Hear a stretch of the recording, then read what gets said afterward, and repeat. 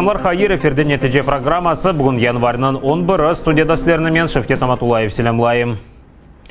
Қырым татарларының евлерінде кенеде тентувлер. Ишгалчилер Сабадан Ақшейх қасабасында яшаған уч қырым татарының евіне сұрып кірді. Бұл сервер Бариев, Эрнес Эмирасанов ве Осман Османов. Оларына Хизбут Тахрирге алақасы бар деп шекрейлер. Евлерінде ясақ етілген китап ве эдебият қыдырдылар білгісаяр ве телефонларына тешкіргенлер. Тапсилатлыжа мұхберлеріміз икееті. Қырымда саба саат 7:30. Ақшейх қасабасында кувечилер уч қырым татарының евіне сұрып келді. Өзлеріні экстремизмге қаршы меркезінің хадимлері деп танытқан. Сервер Бариев тышекімі. Кувечилер оңа Русияда ясақ етілген Хизбут Тахрир тешкилятына алақасы бар деп, тешкеріп кечірмек үшін махкеме қарарыны көстере. Бариев айтқанына көре, ишгалчилер озыны тежавузи алып бармаған. Если смотреть по происходящему в Крыму, можно сказать, это обыск прошел в мягкой тональности, потому что все открывал, я показывал сам. Еще какие вопросы были заданы касательно моей собственной участия в партии Хизбут Тахрир. Сказали, наша задача лишь принять то, что вы скажете, как бы с росписью, и все, на этом наша работа закончена. Тентюв бір саат девам етті, ләкин сервернің евінден кувечилер бош қолынен чықты. Бұнен берабер Тентювда бір қырым татары құруджи Эрнест Эмирасановның евінде өткеріледі. Ишгалчилер өзлеріні tutmadı. Evde ершейіні ақтартон тер етті. Они начали проводить следственные мероприятия на кухне, потом перешли уже в последующем там ванную, в детскую, в спальню, в зал. Как бы провели осмотр, вот. Ничего не нашли, вот. Ничего не подкинули. Также они посмотрели компьютер. Вот. И когда, посмотрев компьютер, они сказали, что здесь тоже ничего нету, чисто все. Сонки оларақ Тентюв Осман Османовның евінде кечті. Ишгалчилер экстремистик эдебият қыдырып, Османовның Хизбут Тахрирге алақасы бармы, жоқмы білмеге тырышты. Ләкин нафиле, Османов провокацияларға уймады. Посмотрели, ничего не нашли. Вот, пытались задавать вопросы, на которые я отвечал, что без адвоката я не буду отвечать ни на какие вопросы. Вот, пытались задать вопросы, какую идеологию придерживаешься, на которые я отказался полностью отвечать вопросы. Ничего я не подписал. Қырым адвокатлары бүгінгі Тентювлер Қырым татарларыны қорқызып экстремист оларақ көстерілмелері үшін невбеттеки интылув деп сая. Эти люди, скажем так, состоят в группе риска, как те, которые имеют свою точку зрения и которые не побоятся его высказывать. Таким образом идет определенный посыл, что к любому крымскому татарину, к любому мусульманину в дом могут прийти с подобным следственным мероприятием. Нет никакой гарантии, что ничего не подкинут. Нет никакой гарантии, что после данных следственных мероприятий не будет возбуждено уголовное либо административное дело. Ишгалчилер Қырым татарларының евлерінде Русияда ясақ етілген Хизбут Тахрир тешкилятына алақаларыны таздықлай білген избатлар қыдырды. Ләкин бір шей тапмайып кетті. Қырым татарлардан бір кімсе, олар кенеді қайтып келе білгеніні естесіне етмей. Милена Амиди, Заман, АТР. Қырымның юқары Рус махкемесі жемаат журналисті ве блогер Нариман Мемедиминовтың шекаетіні бақып апсте тұтуп сыңырлама ұсылына деңіштірмеді. Шекает да уча евелсі Ахмеджеттің Киев район махкемесі чықарған қарарға берілген еді. Бұл қарар есасында Мемедиминов 2 ай апсте тұтылды. Бұндан соң ишгалчилер жемаат журналистіні февральның 18-не қадар апсте тұтмақ үшін яңа қарар чықарып етіштірді. Данное рассмотрение было, формальность, просто формальность. Мы, конечно, высказали свое возмущение таким положением дел, так как нас, как защитников, ограничивают в 3 суток. И если мы пропустим хотя бы один день и подадим на 4-е сутки, то у нас никто не примет данную жалобу и никто не будет рассматривать. А здесь позволяют себе такое длительное время не рассматривать. Нариман выступал в своей речи и говорил о том, что все, как всегда, остается без изменений, так как это политически мотивированные дела, и они все идет однообразно. И оставили меру пресечения такой же до 16 февраля. А так, конечно, он был очень рад увидеть джамат, который смог пройти в зал. Очень был рад, что пришло очень много людей. Несмотря на дождливую погоду, мы пришли поддержать наших братьев. Мы считаем, что наши братья незаконно обвиняемые, незаконно сидят в СИЗО, в тюрьме. Мы знаем одно, что мы мусульмане, альхамдулилля, что мусульмане против терроризма, что в исламе нет терроризма. Аллах запрещает всякие подобные действия. И мы считаем, что наши братья, они сидят несправедливо, и эти все действия сфабрикованы. Нариман Мемедиминовны ишгалжилер кечкен сене мартынан 22-сінде евінде тентух кечерілген сон тұтты. Оны иштимаяқлар бастасынен терроризмге чағыруф япқанында қабатлайлар. Хизбут Тахрирге алақасы бар деп терроризмде қабатланған Сервер Мустафаевна рухи хасталар хастаханесінден СИЗОға кечірділер. Анда оңа низбетен экспертиза кечірген еділер. Я могу предположить со стопроцентной уверенностью, что там будет написано, что он просто вменяемый, психически здоровый человек, не больше. Целью экспертизы была установить отсутствие или наличие каких-либо отклонений в психическом здоровье лица.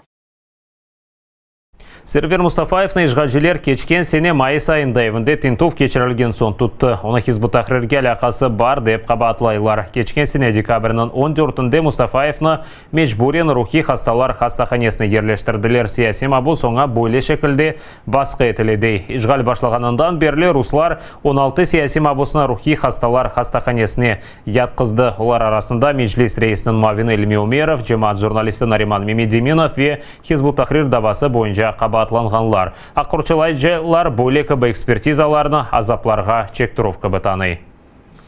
Украина аққұрчылайжылары Қырымлы адвокат Эмиль Курбединовқа адвокатлық ішінен оғырашмаға кірсетле білген ясақлар арет етілмесіні талап ете. Бұл сырада Крымсоц, Қырым аққұрчылайжы группасы ве Украинада инсан ақлары бойынша Хельсинский бірлігі.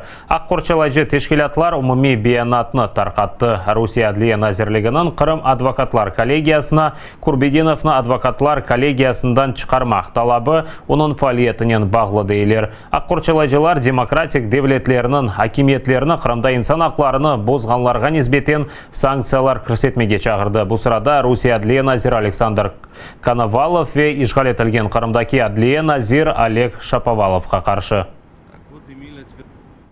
Це новий факт тиску на адвоката, цей тиск не припиняється, це небезпечно. Не тільки для самого адвоката, а й для його підзахисних. Зараз це звернення підписують ще міжнародні правозахисні організації, які входять в коаліцію правозахисну. І ця заява буде розповсюджена максимально за кордоном для того, щоб привернути увагу до цієї ганебної ситуації, до нових протизаконних дій Російської Федерації по відношенню до активістів, правозахисників, адвокатів в окупованому Криму.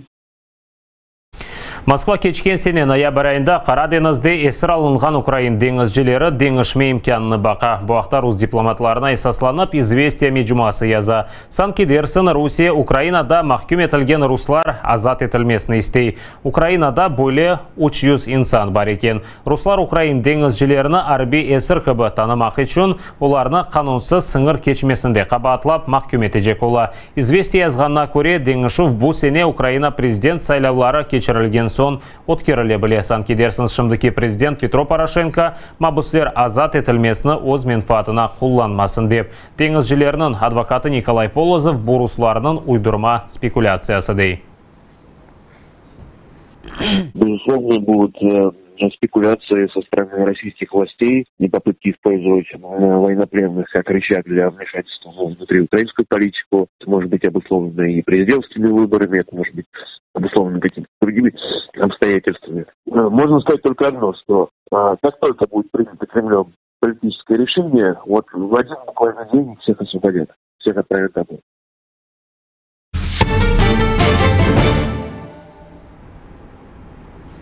Ялтада сел евны веран етті керечтесе, жғалжелер чөплік жейштірмай. Ахмеджеттесе қар ұрып бетежекте оны тек жейштірі башладылар. Қырымда олған вақиялар невбете келеп қамызда.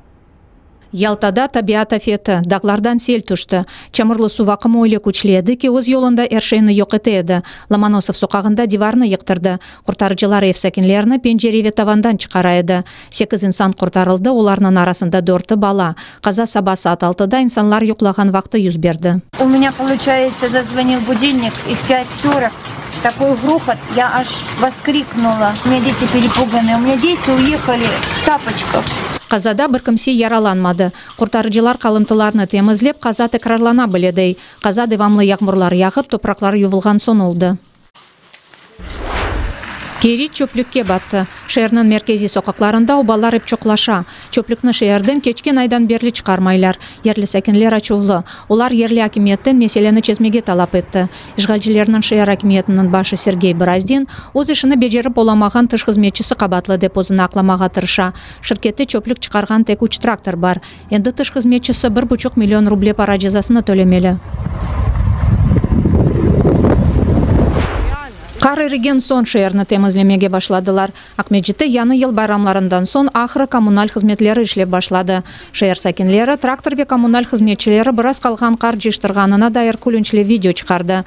Бойле Акмеджетінің бір қачку невелсі коронышы еді. Шерні қар басты yollarda buzlavuk. Ләкин бір кімсе бұған құлақ асмайды. Инсанлар ерлі акимет оларны ачық айдың мысқалағанына ачулана.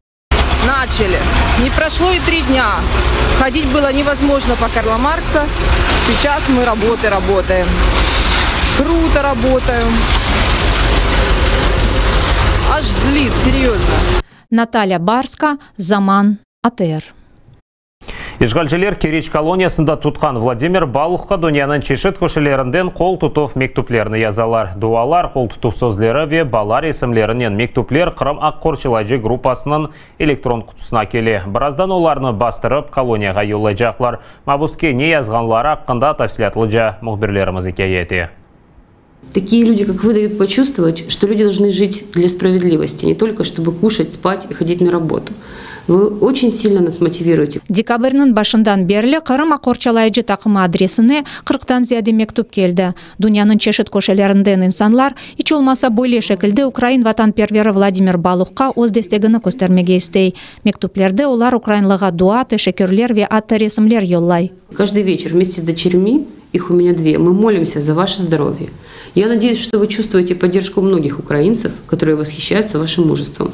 Теплые вам объятия с Украины. Христина. И этот рисунок моя дочь нарисовала для вас. Лейхат ешкелячысы Ирина Седованың айтқанына көре, мектуплер Алмания ве Канададан чоқысы есе Украинаның чешет көшелерінден келе. Мектуплерінің чоқысы электрон шекілді, ләкин кағытта язылған соляры да бар. Аққорчалайжыларының айтқанына көре, балық бұл мектуплерні алып олмасы үшін оларны рус тілінде язмақ керек. Башқаджа апысхане хадимлері оларны саяси мабуске бермес. Чим більше буде таких листів надходити, тим більше шансів, що ми скоріше повернемо наших політв'язнів. Тому що коли йде розголос, коли прикута увага до цих проблем не тільки там політиків, якихось правозахисників, а всіх українців, так? І не тільки українців, наприклад, а з інших країн людей, то це поштовх для того, щоб робота по їх звільненню велася потужніше, розумієте? Тобто це все складові однієї великої нашої мети – звільнити політв'язнів і звільнити Крим нарешті. Мектуплер Владимир Балухқа бақшыш оларақ беріле біле. Февральның 8-інде Украинлы енді 3-ші сефер оздоған күнін апысханеде қайдетежек. Умумен есе уйдырылған қабатлавлар себебінден апысханеде 4 ел ве 11 ай тұтылажақ. Владислав Стужук, Асан Иминов, Заман, АТР. Америка Бірлескен Девлетлерде кечерілген музыка сергісіне барып, Украинада олған жен қаққанда ресімлерінен әркесіні айретте қалдырдылар. Егізлер, Тата Қардаш, Ивашуклар, ресамлар. Украинадaki жен мевзусыны өз ижады бастасынен көстерділер. Сергіге келгенлеріні оларының ресімлері мерақландырған. Ижады бастасынен олар сияси мабуслерінің қоранталарына да ярдым еті. Ресамларден мұғберлеріміз қорышып, субетлешті. Бу Ольга Вера, Ядамет Твинс. Ресамлар егізлер панкрок меденетінен меракланып, Америка чалқыджиларынен ішбірлік япа. Украинада кечкен жен коларының иджадына денішмелер кірсетті. Лос-Анджелестегі музыкалы сергеде қызлар острып тихі, Украинада өткерілген гибрид женкінің уч девріні көстерген ресімлерні тақдим етті. Це щось, що прийшло до нас якимось неприроднім шляхом. через обман, дезінформацію, пропаганду. І ті люди, які принесли війну в наше життя, вони приховують своє обличчя, приховують своє айдентіті, і вони намагаються вести нас в оман.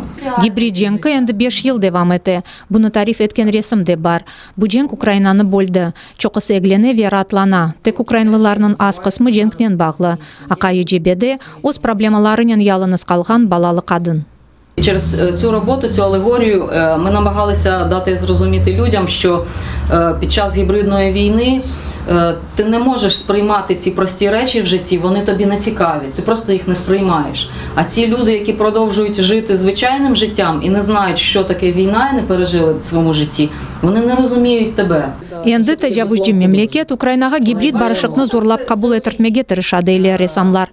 Триптехнің соңғы ресімінде маска киген шақыз қараманларының мезарларындан чечеклерін ұзып, оларны незарет еткен инсанға бере. Бұ тәжавүжден дослық темсалидір.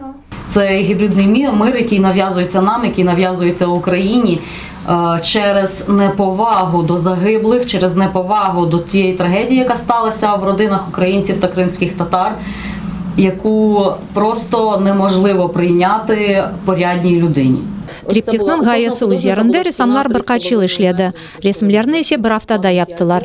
Оля Вивера айтқанына көре, башта ескізлер япылуы сонра есе компьютер вастасынен ішлев. Лос-Анджелеске акрил боянен япылған ресімлерні йоладылар. Ресімлерні Сергей зияречілері пек бегенді. Екі ресімні америкалылар сатын алды. Параларны қызлар саяси майбус айлелеріне йолады. Цих в'язнів багато, як українців, так і кримських татар. І ми просто розуміємо те, що не усі ці люди однаково матеріально забезпечені. І, можливо, комусь треба негайно поїхати або негайно наняти адвоката. Нехай ці гроші будуть на такі потреби просто. Постер шекілді япылған ресімлерні сатын алып, Кремль саяси мабуслерінің айлелеріне қол тұтмақ мүмкін. Ресамларда есе яныға айлер пейда олды. Мэтт Винс бұтын дүнияға оз постерлер вастасынен Украинада Русия тәжавузы ве Қырым ішғаліні көстермеге істей. Яны ресімлер озгун веппек дұйғылы ола біле. Оларынан вастасынен ресамлар украинлылар оз көзінден көрген дешетлі вақиаларны көстережек. Це дуже сильна і серйозна тема для художньої роботи, для того, щоб спробувати якось символічно передати це просто в одній картинці. Қырым-татар халқы сүргін етілгені ве милли әрекеті ақында ресамлар диссидент генерал Петр Григоренко хатыраларындан огренді. Олар тарих текрарлана ве хаталарда огренмек керекдей. Українцям, тим паче молодим українцям, їм потрібні герої, їм потрібні супергерої, як в американської культури. А Григоренко, він дійсно супергерой. Це суперська людина, це розумна, шляхетна, горда і крута людина. Ну просто круто прочитати про те, як він давав чосу НКВДшникам, КГБ. Навіть це. І ми маємо мрію, можливо, в майбутньому зробити графічну новелу на основі його автобіографії. Қысқадан комикслер оның яшайышы ақында олajak. Бірінші ескізлер енді бар. Ресамлар айтқанына көре, шымды олар Петр Григоренконың хатыраларыны инглиз тілінде оқый. Чүнки Украина ақында бұтын дүния білмелі. Олена Стецюк, Асан Эминов, Заман, АТР. Бузуқ ава құрбанлары Европада қар яғанындан себеп 16 инсан вефат етті. Сасен қар тұзағына дағда туристлер оғырай. Олар чық тұбыны оғырай, дағларда жойылалар ве бұзлай. Тәсілетліжа левқамызда. Қарлы дағлар ресімде кебі, ама бұдылберлік ән бұйық тәлікені чығыны кезлей. Словакияда чық себебінден 37 яшында турист әлі қолды. Девлет акиметі чық түшмесінің тәлікесі yüksek дәрежеде қала, хусусан yüksek театры дағларында дей. Дағыр вазиет Бавария ве Австрияның Альп дағларында. Бөлі қар яғуыны соңғы 20 ел девамында көрмеділер. Синоптиклер айтқанына көре, қар атлық күнлеріне қадартынмас. Бір қачдағда олған көйлер дүниядан бақ жойып қар түбінде қалды. Қарның yüksеклігі 2 метрні тешкел етті. Австрия ве Алманияда бір қач бенеф ярықсыз қалды, чүнки қар телеріні ұзды. Боран ве иқылған тәреклерден себеп нақлият ярамай юре. Базы курортлар чық түшмесінің тәлікесі себебінден қапатылды. Що стосується тротуарів і другорядних вулиць, це катастрофа. Зараз намагаються почистити хоча б головні дороги. Школи тут позакривали, бо дійти до них просто неможливо. Кучугури величезні, техніка з ними не справляється. Ось такий екстрим. Балканларда кар ягуы себебінден февкуляде вазиет илан етілді. Дақ көйлеріні алып кеткен yollarını толысынен кар басты. Мектеплер ішлемей, ашайтны сейерлі сәкенлерге құртаржылар кетіре. Екінші күн ярақсыз Монтенегрода УЧР қала. Электриктелеріне кар бораны зарар кетірді. Через сильний сніг подекуди намело більш як метрові кучугури. Вони заблокували дороги. Ми потребуємо більше снігоочисних машин. Наші ресурси обмежені, а гроші, виділені для аварійних служб, закінчилися. Тому нам вкрай необхідно було оголосити надзвичайний стан. Ава феналашқанындан себеп Канадада Ньюфаундленд бөлгесінің сәкенлері келген түленлерінен не yapмақны білмей. Онлар жасу айванлары yol вязбарларда сөрекленіп юре yolcu ve айдавчыларға кедер еті. Түнелер шерді су вартылуы нәтижесінде пейда олды. Олар шымды артқа океанға қайтып оламы, чүнкі олар келген өзен суықлардан бұзлаған. Ен азы екі түлені машына қақты. Дигерлері есе ачлықтан оле біле. Ерлі сәкенлерге түленлеріні құртармақ үшін біле янына бармаға ясақ. Италияда суық январь айынен файдаланалар. Анда Дақ бұғазында бұз музыкасы фестиваліні тешкел еттілер. Бұздан концерт салонына V16 музыка алетіні яптылар. Лід дуже крихкий і чутливий до тиску струн. Необхідно затягнути їх до критичної межі, коли крига може просто тріснути. Але саме тоді отримаєш необхідний звук. Бузнен ясалған кемане контрабас ядық силафонда чалмақ үшін мұқай толмақ керек. Чүнки бұз чатлай біле. Сержелерді бұздан ясалған мертвенде отырмалы. Тешкелетчілар оларға сыжақ кілімчіклер бермеге ешандыра. Анна Макаренко, Заман, АТР.